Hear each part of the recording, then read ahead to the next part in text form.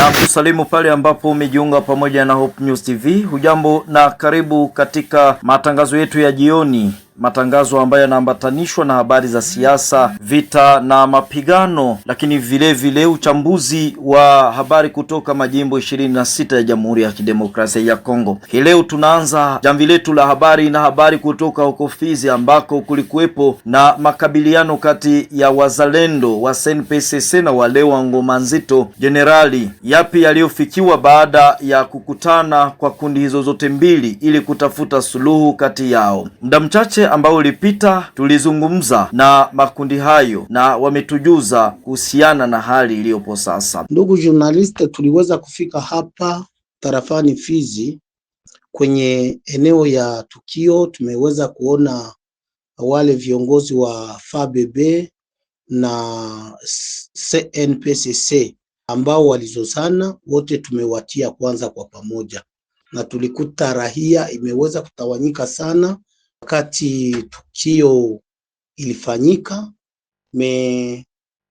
Tuliweza kuwaita warahia wa Kibembe, warahia wa Kifuliru, wa Kinyindu, wa Kivira ambao waliweza kukimbia. Tumewaita wakae kwa pamoja kwa sababu hakuna tofauti wa Mbembe na Mfuliru, Muvira na Munyindu, Munyindu na Mubembe. Sisi wote ni Wakongomani, tuna adui tu mmoja, ni Rwanda.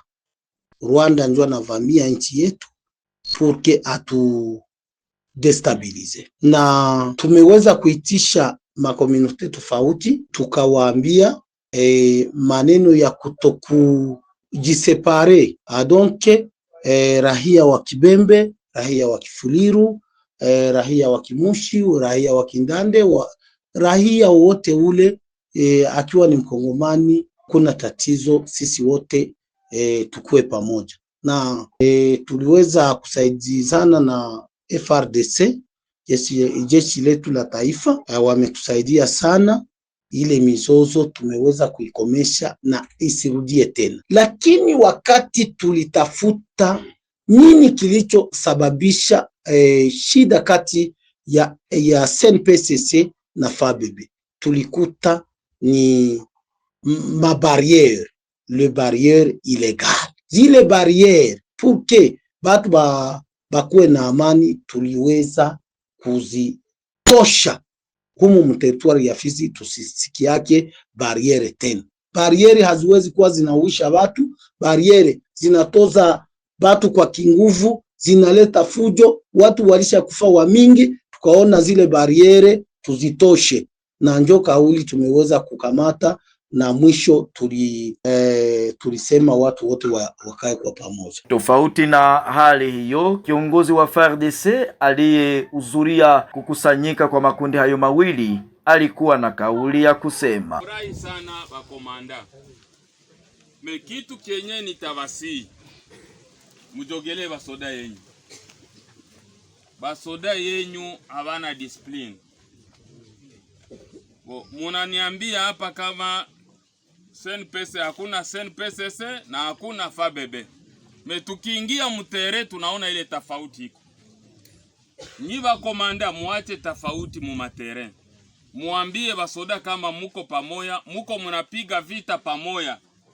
Na mweko na coordonner vita ni SNPCC. Generale Amuri ya Kutumba. Balifanya coordination ya vita. Sasa vita iko kule mbele, batu ba Ngoma Nzito ya Kutumba wako kule mbele, wako napigana vita huku kwenyu. Vita ingine na kwe ya makabila. Eske vita ya makabila ni vita ya mubaya sana, na Biblia inaisema. Nitakonseye bababa juu basoda bote betu konabo ba FABB ba nani bote bako na bababa yabo na ba mama yabo. Mushauri basoda, na wakati soda nafanya kitu kibaya, musimuapuie. Muko munaapuie basoda yenyu sana.